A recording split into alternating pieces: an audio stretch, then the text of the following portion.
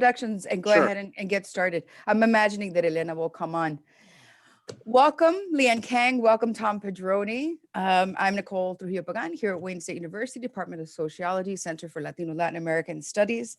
And we're here today to talk about Leanne Kang's new book, Dismantled: The Breakup of an Urban School System, Detroit 1980 to 2016.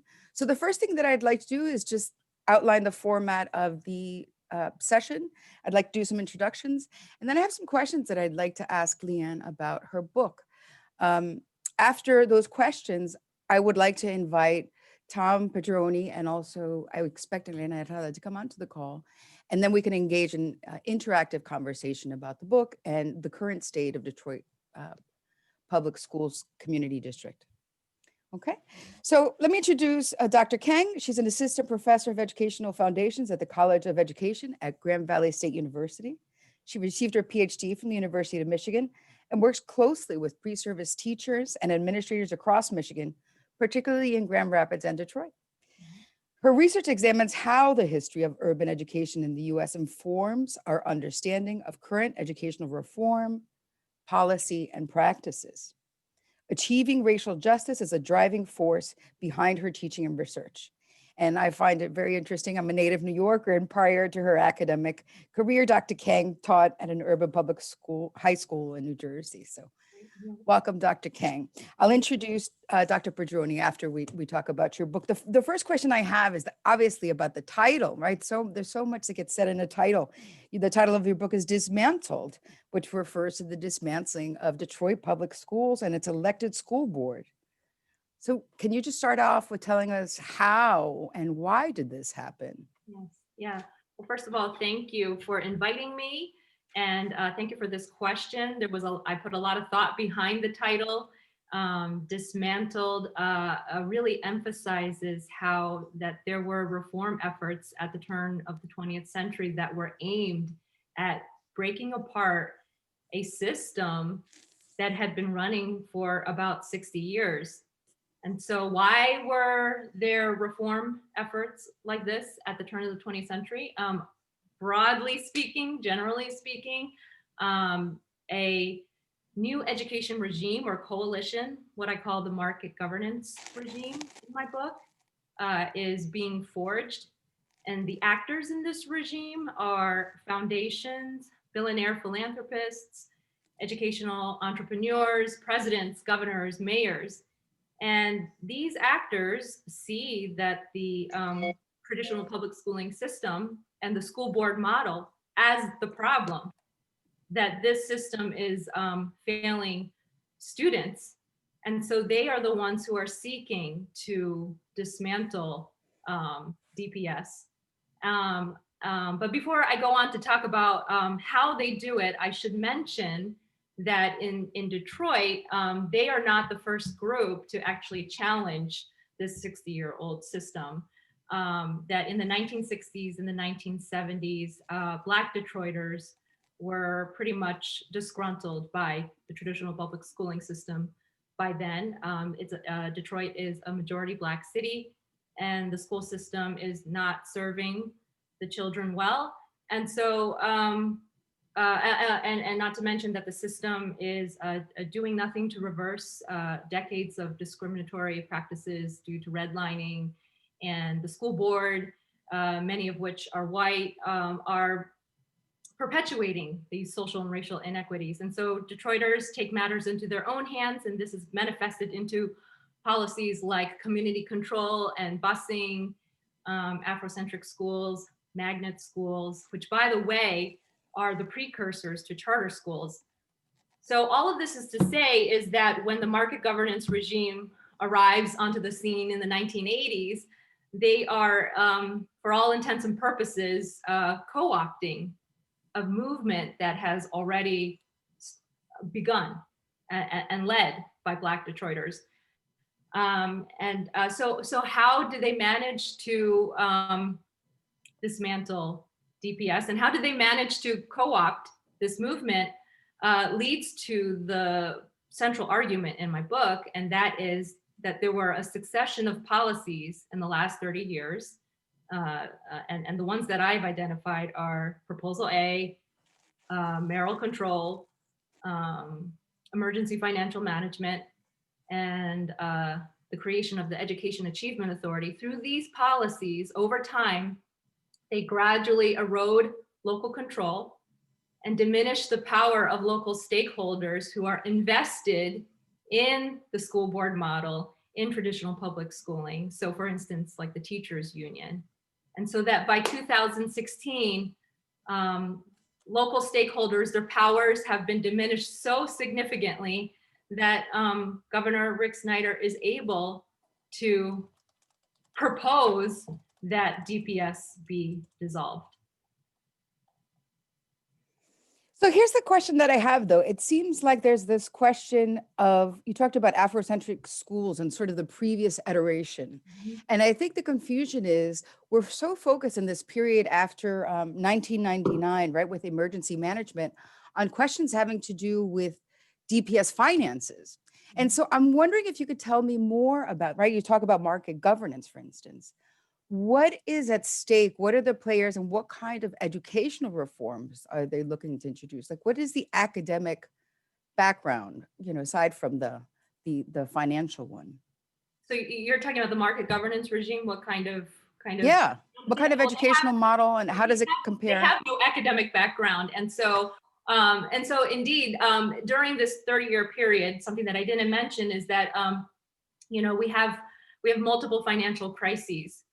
And so this is the economic context in which business leaders in particular and politicians want, this is why they come in and they coalesce, because they think that that education is this one sphere in which they can kind of address the financial problems in urban places in the United States. And so this is why there's this kind of thought that the market model is so superior, because it will lead to a more cost efficient system. So they don't have much educational background or expertise, but they do think that they have expertise into solving financial crises. And so the school system being one of these places where, of course, you know, and there, later we can talk about how the debt was amassed over time, but they think that it's through the market model that they can solve some of these financial crises.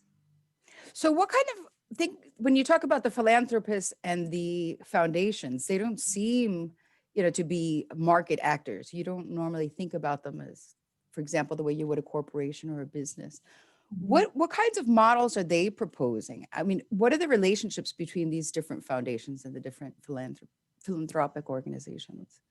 Yeah, so the foundations play a really important role in the Detroit story. And you might not think of them as, what did you say? You said they're not usually the market. They're not, you're not seeing them as market actors, right? You see foundations as trying to promote a public good, for instance, the improvement of, you know, youth, or the improvement of a neighborhood, or the beautification of downtown. You don't normally think about them as market actors. Right, right. So, well, in the case of education, you know, the interesting thing about foundations, and so one of the things, how foundations play a role, at least in Detroit, and why we need to look at foundations, is that research has shown that, you know, the big three foundations nationally, so the Gates Foundation, the Walton Foundation, and the Broad Foundation, since the 1990s, they have funded reform initiatives that have virtually reshaped urban school districts. And it is in the name of for the public good, I think they would say. And by the way, in the Detroit story, we have, among these three, we have the Broad Foundation, who plays a significant role, most notably through the creation of the Education Achievement Authority, the turnaround, the statewide turnaround district in 2011. But I would say that foundations are just really one set of actors in this market governance regime. And that, I think if you were to ask what are they trying to accomplish, they would say, well, what we want to see is a public school system for the 21st century, a system that is caught up to the changes in the world, in society, changes in technology. They would say that. But so they're one set in the market regime. But there are these billionaire philanthropists who have made whose wealth has come from their reliance on the market and on capitalism. And I think they too kind of bring another kind of angle to what the market governance regime wants to accomplish. And so I wanted to actually talk about Betsy DeVos and her role. Please do. And the EAA, we want to know more about that.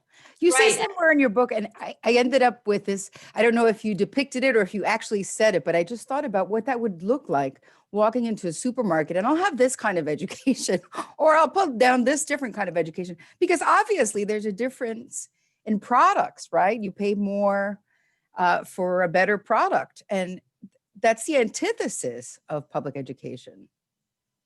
Yes. So then I think, I think Betsy DeVos, if we look at Betsy DeVos, I think it brings in a very interesting perspective about what, some of the players in the market governance regime are trying to accomplish. When we look at Betsy DeVos's career her career begins in 1980 to Secretary of Education. Beyond just her educational initiatives, which is to marketize public education, bring in a market model into Detroit, what we see her doing is making sure that there are Republican legislators seated in Lansing who will vote along conservative values and vote along her values and her vision for the world. And so what's interesting about that, and if you kind of put the pieces together, is on the one hand, right, to marketize public education, yes, we're trying to transform, we're trying to create a model that's going to address the 21st century. But on the other hand, it's about changing who controls schools, who decides for schools, and whose idea of public education reigns supreme. And so I think that it wouldn't be a stretch to say that some of the people in the market governance regime are trying to win a culture war, so to speak. And that I think that the culture war really has to do with beliefs about the size and role of government, about individual freedom, about religious freedom, and about the belief in the primacy of the market to solve social problems.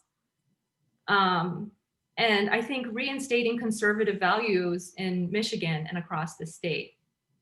And so I think that the stakeholders in the market governance regime, their rhetoric is about transforming public education for the 21st century, but certainly there are some individual agendas that are going on here. Yeah, I don't know how to reconcile the idea of market competition, right? And the feeling of scarcity that creates versus the sort of ideal of education, of promoting, right? A collective, a democratic nation, right? A body of citizens that share common beliefs, including religious freedom, right? But at the same time, they're educated about these principles in similar ways. The idea is, right, to inculcate similar ideas of civil liberties and civic justice. Yeah. So this is a little bit confusing, and I'm hoping that you can help us. How did we get here? It would help to understand what are the steps. You talk about, for instance, in your book, Public Act 10, right? And mayoral control over DPS. And this sort of seems to be the first step. Starts in 1999 and it goes through 2005. So this seems to be our first taste of an emergency manager, right? That it meant that Michigan Governor John Engler put Detroit Mayor Dennis Archer in charge of appointing a reform board for DPS. You point out the board inherited a $93 million surplus, but left a $200 million deficit behind in 2004 when Detroit voted to restore their school board. So I'm like, if this emergency manager is supposed to improve DPS finances, how do we end up with such significant debt? Right. Right. And at the time, that was what everybody was wondering. They were, you know, there was a fight at the time, you know, whether there should be a reform board or whether DPS should go under mayoral control. And I'm talking about a political fight in Detroit, and Detroiters were split on the matter. We had some Detroiters who were saying that no way, we should be in control of our schools. And then there were some Detroiters who said, well, you know, the school system is not doing great. We should give this policy a chance. Mm-hmm. And so then when at the end of so the law stipulated that that Detroiters would get to vote on whether to keep the policy in place. When it came to its end, you know, Detroiters were really confused because, you know, this reform board came in, there was a surplus, and now there's a debt. And so the real culprit behind the debt was Proposal A, which was passed in 1994. And it was the culprit behind the debt that was amassed during mayoral control. And so this was legislation that was passed in 1994. And it is very responsible for actually laying the foundations for schools of choice and charter schools. The mastermind behind the policy was Republican Governor John Engler, elected in 1991. And from the start, it was in his mind to overhaul public education. So this was actually his signature legislation, because what it did, among many things, was that it changed the funding formula where per pupil dollars would now follow students. And so this would allow students now to leave, you know, their neighborhood school or leave their districts for charter schools and schools of choice. And now school districts must rely on enrollment for their budgets, because that's how they're going to receive state revenue. And so this is the legislation that actually causes leakage, so to speak, during the time of mayoral control. So while we have a reform board who is, and by the way, the reform board is led not so much by the mayor, but by a CEO. His name is Kenneth Burnley. You know, Burnley is trying to do his thing, but meanwhile, and he can't reform, he can't make things better fast enough or attract students fast enough to keep up with the number of students that are actually leaving the district. And so between 1999 to 2005, we have about 33,000 students who leave the district. And that's about, that equals a total amount of $226 million of state revenue. And so Kenneth Burnley is dealing with that. And not to mention that year to year, it's difficult for him to predict enrollment. And so it's hard to come up with a budget. And meanwhile, the cost of pensions and healthcare is going up. Mm-hmm. And he needs to deal with a 2% pay raise each year. So this is really, combined with the students leaving the district, is the cause for the deficit at the end of mayoral control. There's also, you know, there's all of these, you know, sort of back and forth reports about where did the money go, the bonds that were taken out, right? And there's this report that was done by the Allen Law Group, And they Okay. talk, for instance, about the Fisher building, right? Was being repurposed for DPS and sort of all the money that went into that deal.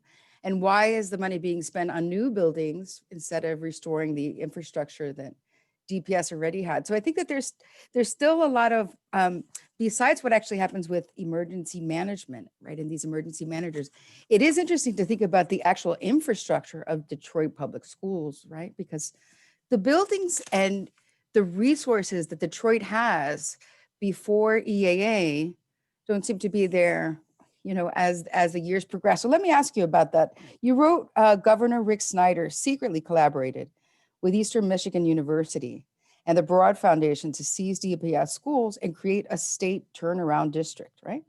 The Education Achievement Authority, the EAA. You point out that the Michigan Department of Education gave the EAA authority to transfer schools it had identified as the bottom performing 5%, meaning throughout Michigan. But instead, the EAA targets 15 DPS schools. Why is Snyder collaborating with the EAA to expand charter schools in Michigan when they are so unpopular amongst Detroiters? Right. Right. So actually, Snyder is not only collaborating with the EAA, but I would say that he is actually he's the mastermind behind the EAA. The secret meeting that I write about where Governor Snyder he meets with the Broad Foundation, he meets with EMU, and he meets with DPS via the emergency manager. That secret meeting is all about devising a way to create this system without having to go through the usual legislative processes or negotiate with the public. And so they actually devise a way to do that, and that's through an interlocal agreement. For your listeners, an interlocal agreement is when two public entities agree to share their resources and their functions for a public enterprise. So like library services or waste management, fire and emergency services. And so, and by the way, the EAA might be one of the few, if not only, K-12 systems that have been established through an interlocal agreement. So all of this is to say is that Snyder knows that the EAA will create the kind of political backlash that could slow down his vision for Detroit. And so the EAA is a way to kind of circumvent all of that kind of ruckus, so to speak, that could come from the public knowledge of such a proposal. And so the EAA, in my view, was a way. I think Snyder figured that, okay, let me at least put the structure in place, and then we'll codify the details later. But at least we'll have a structure in place while I'm still governor, and that I could actually say that I did this in Detroit. I think another reason why he's collaborating with the EAA is that he wanted a portfolio management model type of thing going on in Detroit. And by now, like in New Orleans, for instance, and a couple of other cities across the country, those who are advocates of the market model think that the portfolio management model is sort of like the hallmark of a full-fledged market model system. And so, and what is a portfolio management model? We can look to the stock market as a good kind of metaphor. So you have a portfolio of stocks, and you look at your stocks to make sure that they have a good return on your investment. This would be the same for schools, a portfolio of schools. You invest on a variety of schools and to see if they are giving you a good return on your investment. And this is the kind of thing that I think Snyder was really aiming for. And he thought that the EAA could be this authority, this authority to establish such a portfolio and to be a regulating kind of authority. So I think that's another reason. And really, I think simply that, Snyder is willing to work with the EAA to establish the EAA, despite knowing that it would be unpopular in Detroit, unpopular among Detroiters. Uh, it's simply because he believes that the market model will solve Detroit's educational problems. So in a way, he doesn't really care what Detroiters think, but because he firmly believes that this is going to be the way to solve the fiscal problems as well. I want to talk more about this because the market model we know creates inequality. I don't understand how that's not a concern, right? When we're talking about education. So I want to bring Thomas Pedroni and Elena Herrada onto the call. I want to introduce them both. Thomas Pedroni is an associate professor of curriculum studies and policy sociology at Wayne State University. For the last 10 years, he has fought alongside grassroots educational activists in Detroit and elsewhere to prevent the dismantling of predominantly Black school districts. He believes public schools have a purpose beyond enriching private corporate interests, and along with community activists, envisions schools as sites of community renewal and resistance against neoliberal encroachment.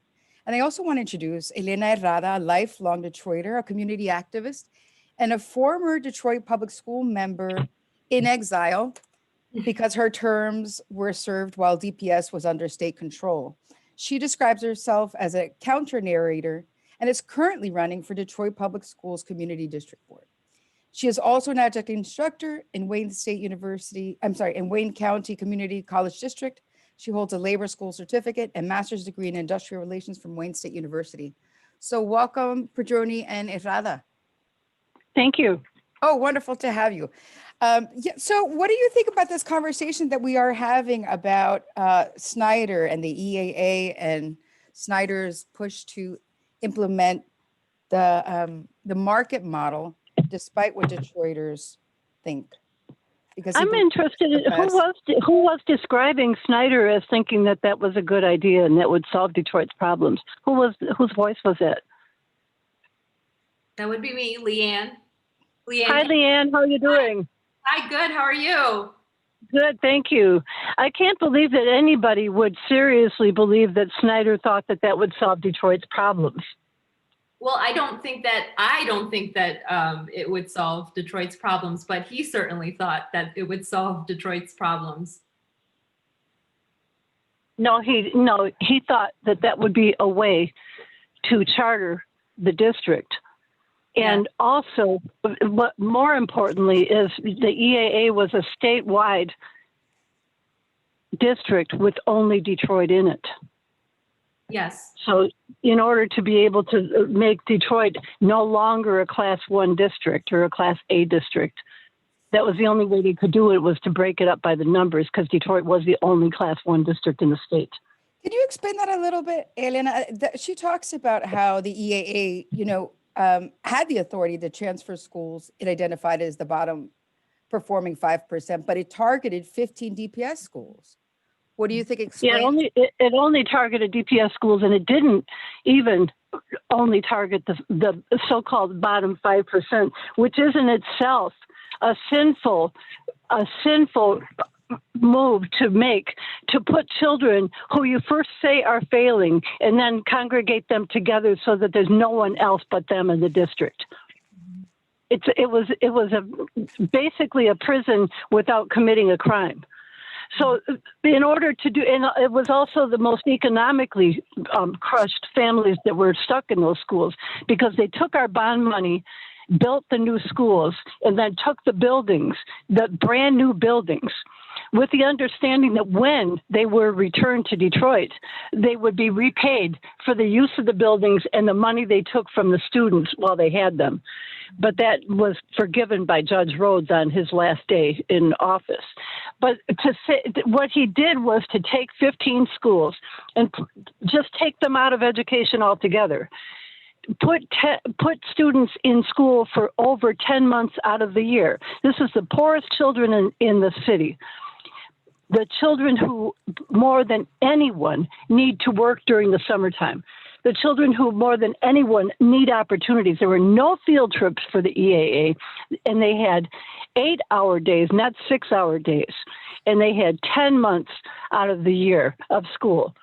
And once they were finished, once they were done with them, there were schools that didn't even allow them to graduate, even though they had believed they were going to graduate because they didn't meet the state requirements in the state district that the state created. So there were students at Denby, particularly, who had to get a GED after being imprisoned in the EAA. Nothing has been done to make them whole.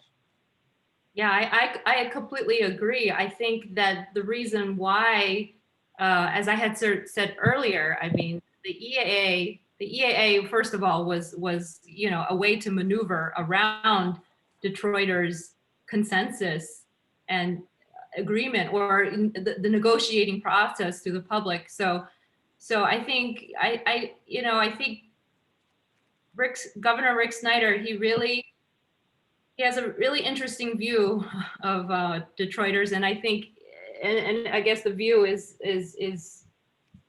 frankly, it's very similar to his view of Flint.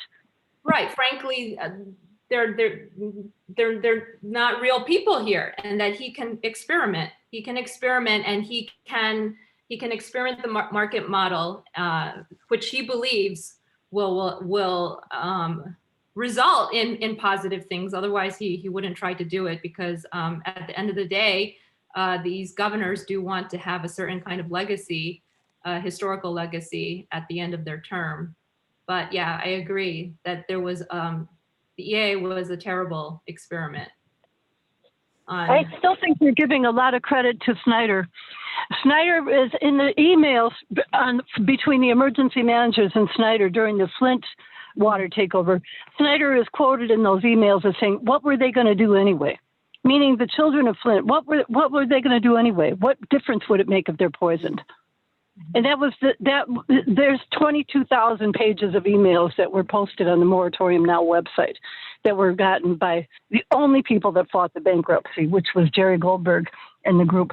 But they fought the Jones Day in court, I mean.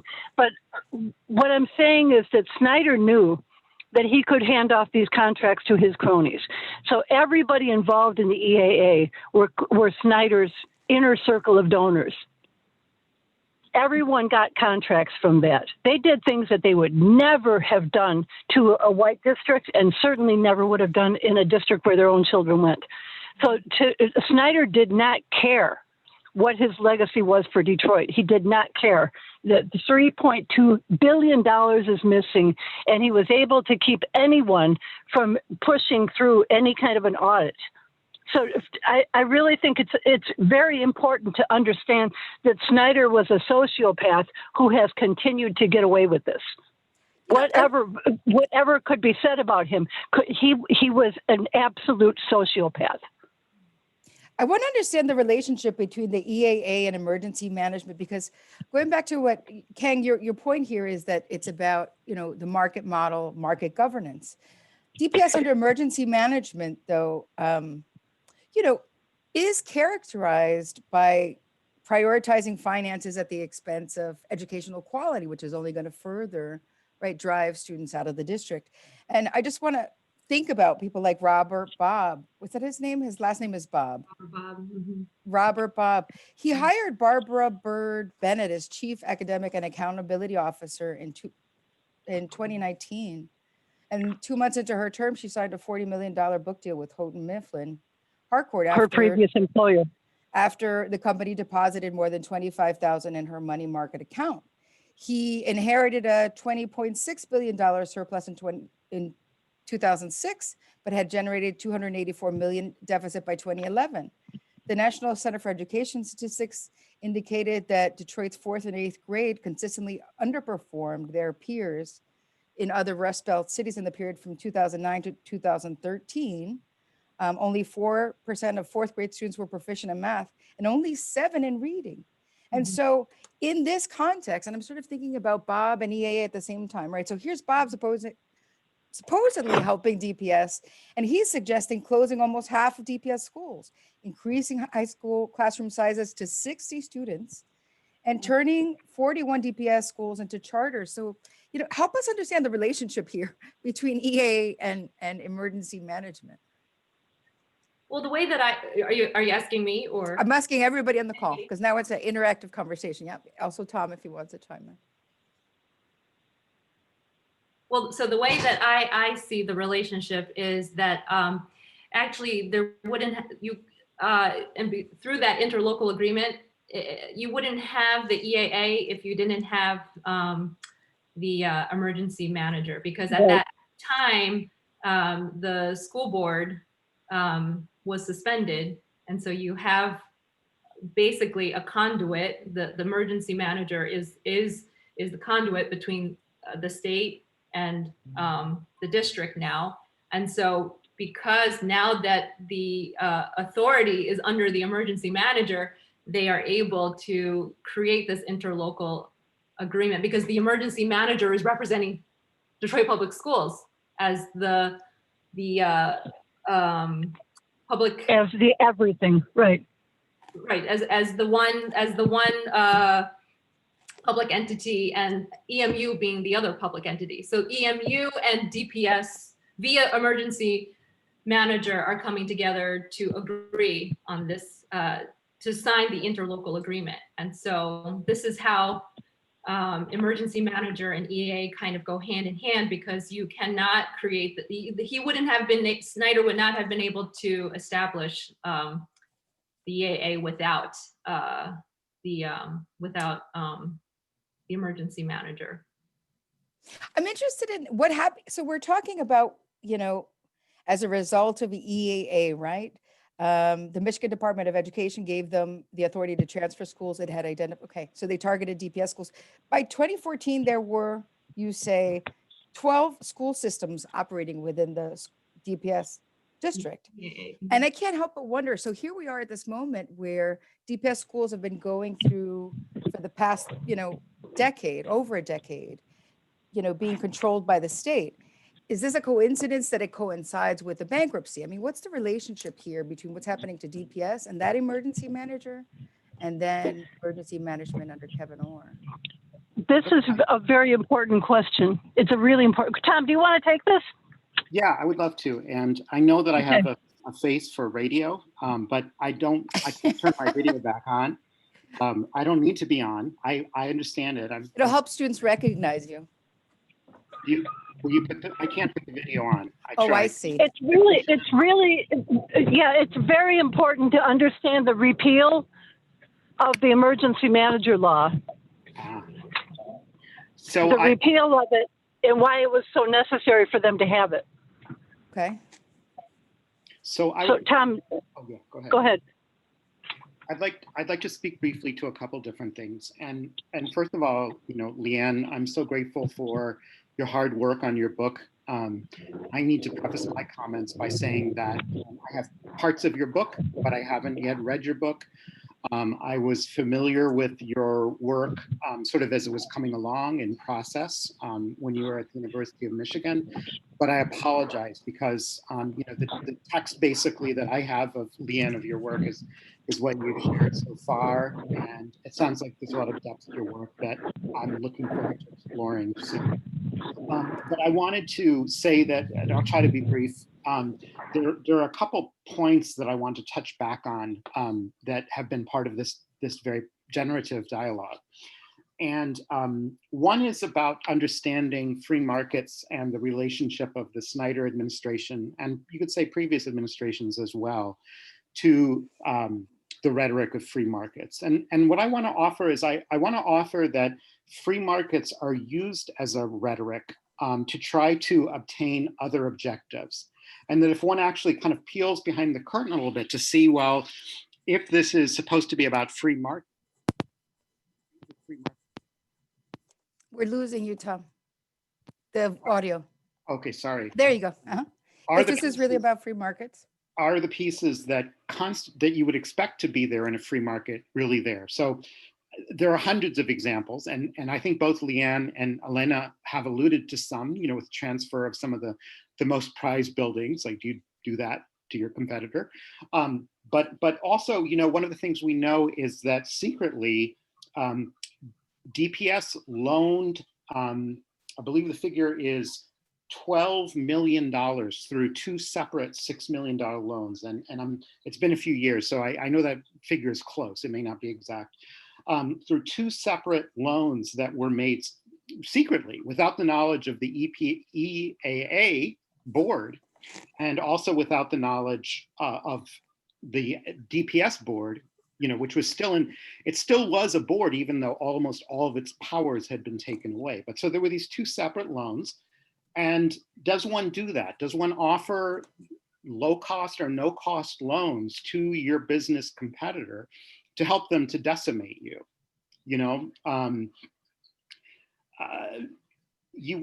But we can look back as well. We can talk about the Engler era, right? Engler is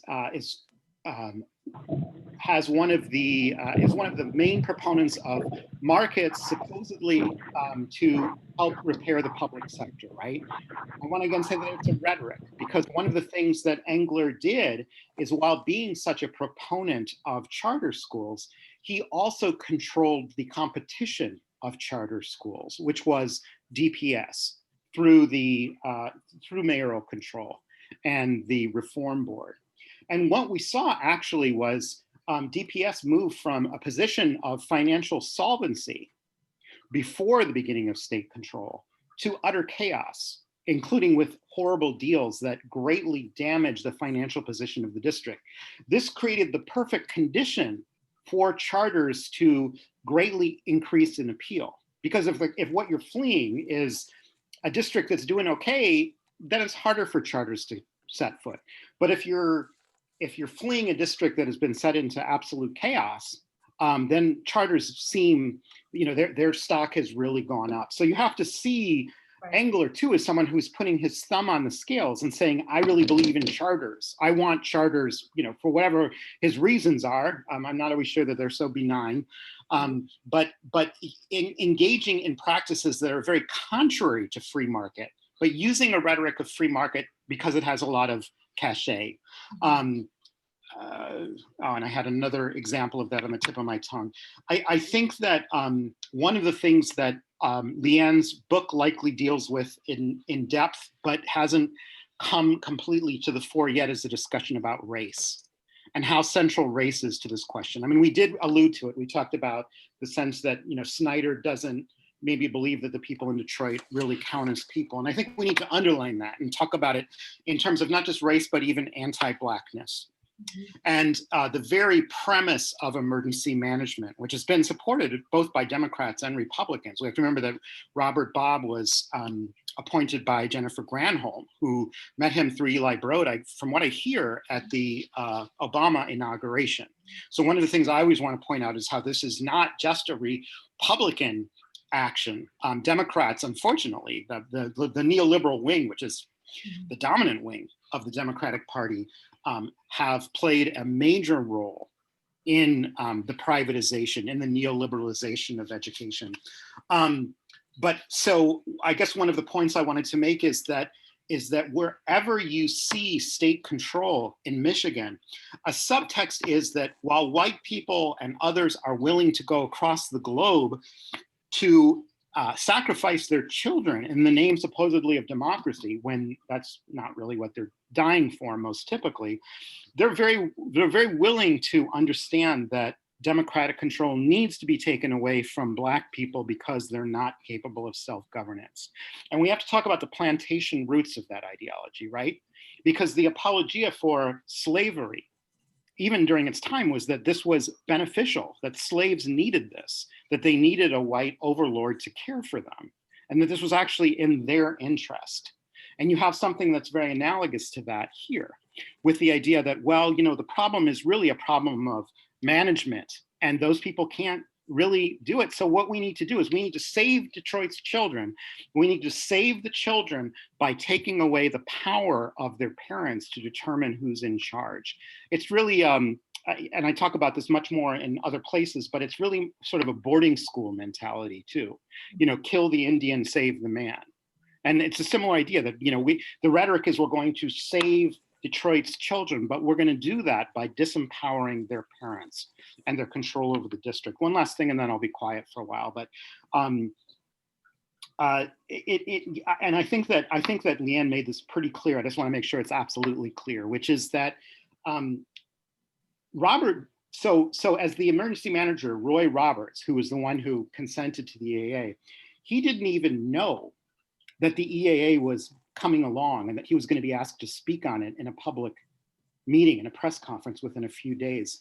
And I think that Leanne's probably heard the same thing. I'm actually the one who recorded the Jim Stapleton audio at the Regents meeting at the end, because I'd been invited there by the Regents and by faculty to speak on the EAA issue.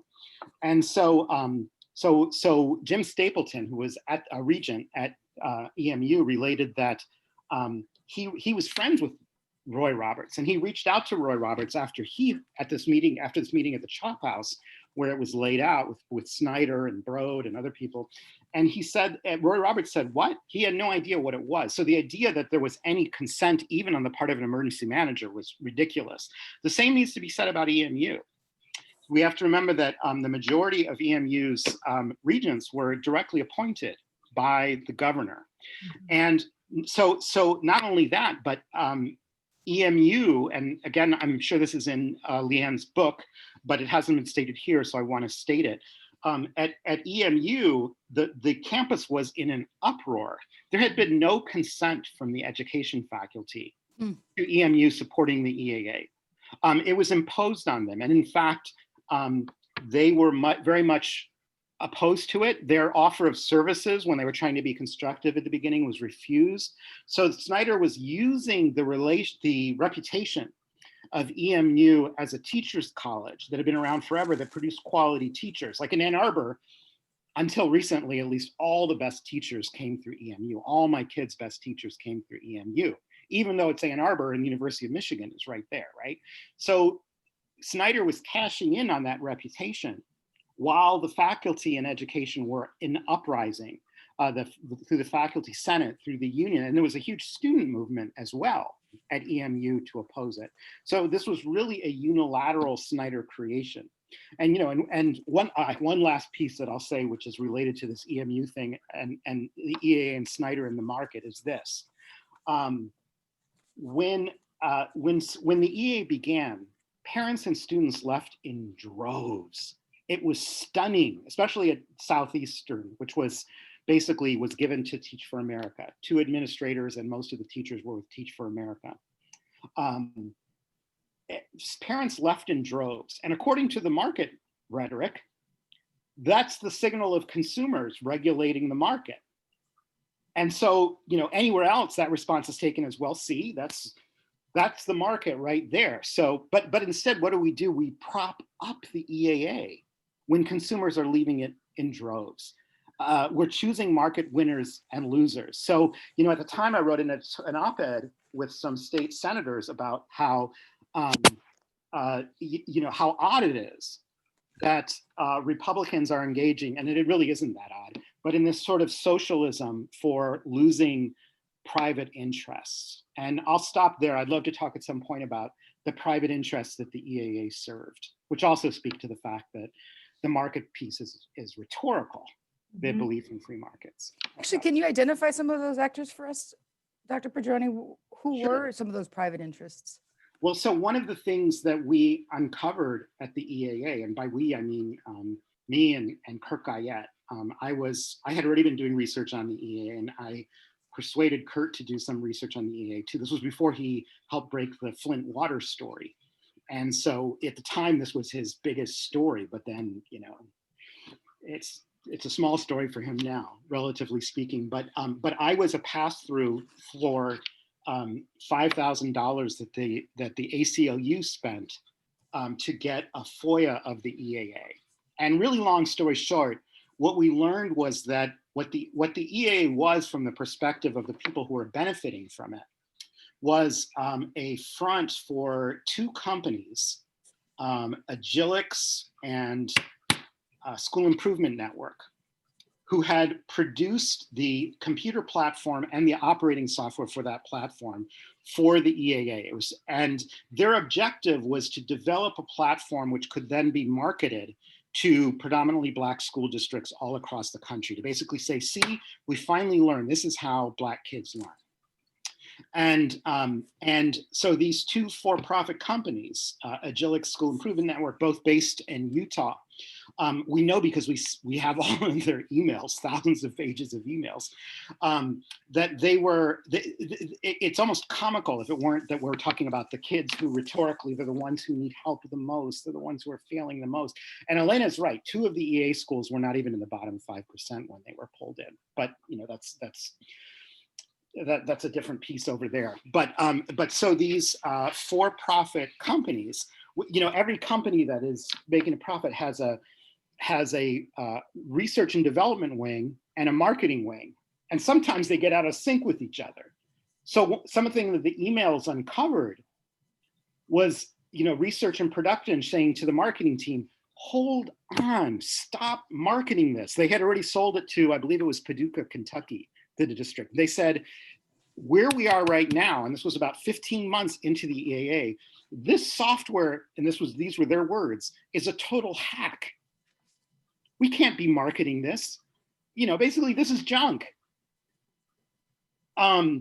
15 months in, right? And we know from investigating that, while the EAA claimed massive gains in its first semester out of the gate, that the software wasn't even delivered until several months in. And when it was delivered, it didn't work. And basically teachers were using Google Sites. They hired mostly inexperienced teachers intentionally, both from TFA and new teachers to the field who are not part of TFA because they were the most malleable. And when teachers started to complain that the software, when it first came about, was an empty shell, that there was basically nothing there yet, it was just a framework. The EAA brought in a team of TFA teachers who have no training in curriculum and other teachers to begin basically uploading YouTube videos to fill in what they called a shell of a curriculum, right? And so again, you say like, well, if they really believe in free markets as a rhetoric, come on. This isn't about let's show how well we can do. I mean, there is a market element. I'm not denying that. There's definitely a profiteering element. And the idea was not to actually produce results that were miraculous, but to claim results that were miraculous for marketing. One of my favorite moments was at the State Board of Education when Flanagan, who was very complicit with all of this, and much of the rest of the state board, watched a video of a science classroom, and they were like, oh, this is amazing what's happening at the EAA. But it so happened that at the table too was the teacher of the year, who was a great teacher, a science teacher, I don't remember his name right now. The teacher of the year always sits with the State Board of Education. And, and he was not savvy to the politics of what was going on. He was just, a good teacher who was watching this. And he watched the science lesson, which everyone was oohing and ahhing. I mean, Flanagan said, everybody's going to want to hire that teacher. And it was really glitzy, the production of this video promoting this science lesson. But the teacher goes innocently, but what he said about gravity is completely false. That's not how gravity works. That's not how physics works. He's wrong. He's teaching his kids things that are incorrect. But the point is that was beside the point, right? The point was to produce an image of success to be able to market the product elsewhere. And I'll stop there. Just somebody can help me figure out on this call, who is financing EAA's development? Look, where is the money coming from?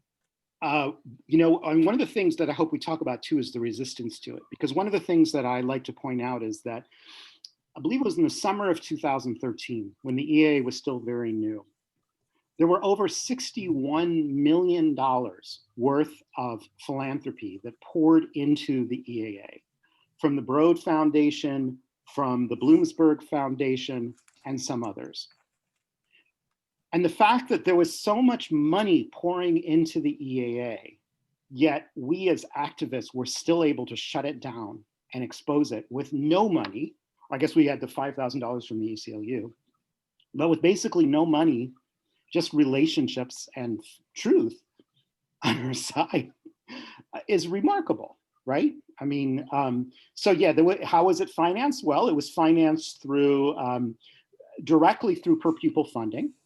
It was subsidized by its competitor, DPS, because that's what we know that Burger King directly subsidizes Wendy's, right? That's what it's all about. Burger King lends all of its equipment, its best, machinery, its best buildings to Wendy's. Obviously it doesn't really, but so there was that sense of the competitor that was supposed to be devoured, just like DPS was under Engler. Now it's DPS in this setup with emergency management. The very district that was supposed to be devoured was subsidizing with its corpse, basically, or its dying corpse, this EAA experiment. And then on top of that, you had all the foundations. So you had, and you had massive political support. So Arne Duncan flew in and from one of the EAA schools declared the EAA the future of public education. Chelsea Clinton hosted an Education Nation Summit organized by the Skillman Foundation, which was basically lauding Covington and the emergency manager, the EAA, all of that. Chelsea Clinton said the schools were so good, as she was hearing from these Snyder-imposed individuals, that she was going to send her own children to Detroit schools, either the EAA or DPS. I'm not sure she's done that. Because she does have children now, of course. But so the question was about there was tremendous political support, tremendous financial support. And why? Well, it's not hard to imagine. I mean, the idea was, and I think this lies behind the standardization movement as well, is that education is a multi-trillion-dollar industry. And it used to be that people opposed public funding, some people because it wasn't for their children, it was other people's children. But if you're going to be on the receiving end, more money for education isn't necessarily that bad. You just have to make sure that you become one of the private entities that's on the receiving end. And the gold standard is to be able to develop the technology and the products to sell to districts and consultants and everything that comes with it. And be able to demonstrate maybe marginal and essentially meaningless increases on test scores as a result of it. And that's what the EAA was about too. It was basically about creating distance learning in the system where we built. We're losing your sound. They were alone. Oh yeah, sorry, it's probably my hands on the microphone, sorry, and I'll shut up. Well, so no, we had scheduled an hour. There's obviously a lot still to talk about, but I would like to wrap up with two quick questions. One, you note that, DPS is split from Detroit Public Schools Community District, leaving DPS with the debt. What is the structural gain of splitting the districts? What does that do? How does that help the situation? And then the second question is, I was hoping that we could just go around and have Elena, Tom, and Leanne just give a concluding thought. And that's it. Rhetorically, it was to free DPS of debt obligation. But in actuality, it's not doing that. The radical left's Rhodes, Judge Rhodes, I'm being ironic now, the final emergency manager, was the one to point out that the legislation that restructured DPS was a setup for failure, because at the most it would cover 7 years of that funds would go to the old DPS to pay off the debt. So basically, structured in was at least 3 years of shortfall, where DPS CD ran out of funds, would be dependent on the benevolence of the state legislature to bail it out again. They'd be called, as if it's bailing out the state. But even that 7 out of 10 years is unrealistic now, is way too rosy, because what we've done is the debt supposedly only goes with the old district, but the city of Detroit has been approving tax giveaways to build things like hockey stadiums and basketball practice facilities, and they say this doesn't touch DPS CD. It's only money that's being diverted from the old district. But the thing is that as long as the old district is in debt, money's not going from millages into DPSCD. And so it will always until that's resolved, DPSCD will always have to go begging to the state for funds to bridge that. And it'll always be, well, you've mismanaged it. Thank you. Elena? Well, can you hear me? Yep. Okay. I think the tax captures is the most important thing to discuss here with regard to the debt. And that's the reason that I'm running for the school board is just to be able to have the platform to talk about the structure of the finances of DPS. And this news that they brought out in this last week that they're no longer under the Financial Review Board, which they should have never been because the district never went bankrupt. Because if the district had gone bankrupt, the state would have had to pay the debt that it created. But rather than be free to govern, the new school district has maybe no debt because the debt was left behind on the taxpayers of Detroit with DPS. But the new school district is still under the auspices of the Financial Review Commission. Even though they say they're not, they are still controlling the finances. And as long as the tax captures, which have to be understood clearly, that any development that happens in Detroit that creates higher taxes, those higher taxes go to the developers. That's what a tax capture is. So Little Caesars Arena would have been money for Detroit Public Schools had it not been for tax captures that gave them 100% of their profits for every seat in perpetuity. That's what happened under Duggan and the emergency manager. For Little Caesars to open, and it's kind of a joke now because it's not even open. Mm-hmm. They used it to house protesters against for the Black Lives Matter. Yeah. And they in the tax captures that Cobo Hall got, they used that to house COVID patients. This is like if you drew a picture of disaster capitalism, this is what it would look like. But the money that should be going to the Detroit Libraries, for example, is being skimmed off by the Downtown Economic Growth Corporation and the DDA, the Development Authority. They are able to siphon their cut off the top for development downtown, for construction of downtown projects, and that's money that comes directly out of the school budget and the library millage. Thank you, So Elena. we're basically financing the playground. Yeah. Thank you, Elena. Last thoughts, concluding thoughts, Leanne? Yeah, so concluding thoughts. This was a really great conversation, and I learned a lot through it.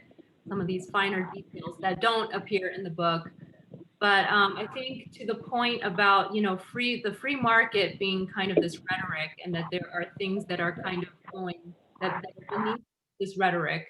I think does ring true for me after writing the book, and I do situate the history of the Detroit Public Schools in the last 30 years in the broader public schooling history and racial history of the United States. And I think for that reason, I do land on this sense that this free market rhetoric is kind of covering up, and I know that I'm kind of using generous kind of language for it, but is covering up deep-seated racism for sure, whether the people who are the advocates for market reform, whether they know it or not. I mean, it's so ingrained, it's so institutionalized, and we have certain stories that we tell about ourselves, and we identify ourselves with certain narratives and stories about the United States and so forth. But that's kind of digressing. But I think my final thought is to kind of go back to the book and to just reiterate that the argument is that, indeed, that these policies were cumulatively all about regime change. And that even with right now with this election, election coming up in a couple of days, I think all of this points to a real kind of political dilemma around reforming public schools, that education reform is just so entrenched in politics and entrenched in this war on in making sure that my group, my tribe is the one that's deciding for everyone else. And so as I see it, in my book at least, it ends with Betsy DeVos winning that campaign against the Detroit Education Commission, which was, had that come into the final restructuring plan, it would have regulated the charter schools in Detroit. But because Great Lakes Education Project, the Great Lakes Education Project, the Political Action Committee, all the legislators that were that received donations from GLEP voted against that particular restructuring plan, and the next thing you know, in the same year, DeVos is nominated for Secretary of Education. So to me, really, I think at the end of the day, this is about regime change, and it's about putting people in power and into places of power, and education being one of those places, so that a certain type of value worldview is reinstated, so to speak. But only for Black people, right? I mean, it's not regime change in the suburbs. They don't have charters. Their public system works, and nobody's threatening it. Right? I mean, and that probably comes through in the book, but it's not regime change. It's only for some people who are being managed through that regime change. No one is saying in affluent districts you have to break up the public schools, or if they are, they're laughed out. I mean, they get no trouble. Can I come in here for a second? Yeah. Okay, because Grosse Pointe got Jones Day. Grosse Pointe has a school board election going on right now, and there's a $100,000 contribution for 3 board members. Grosse Pointe Public Schools is closing its own schools. So I think that there is, and it clearly is a buffer zone, but it's really important to watch what's happening there, because those board members put commercials on cable news. They have a lot of money tied up in that. And there's only 6,500 students. $100,000 in a board election. So Jones Day put money into that race. Jones Day did. So, I mean, it's really important to watch, because what happens with vampires is after a while, they may not care what color the body is.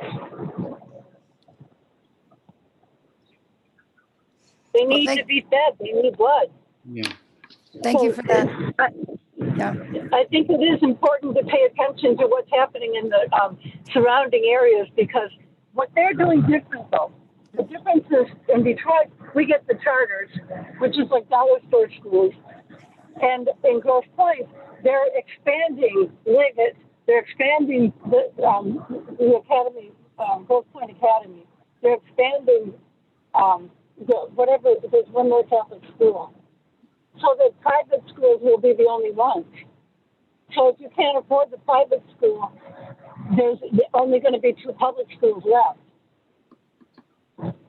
So those will be like the dumping grounds. But that's in tiny Grosse Pointe. Yeah, I appreciate that. That reminds us of, it's not just neoliberalism, it's zombie capitalism. So I appreciate the conversation. I appreciate everybody's work. Yeah. I'm glad that we had this conversation today, and I hope we have many more. There's a lot of history that has not been documented or told, and I'm really grateful for everybody's time to try to share that with Detroiters today. Thank you, everybody. Have a great day. Thank you. Okay. Bye. Bye.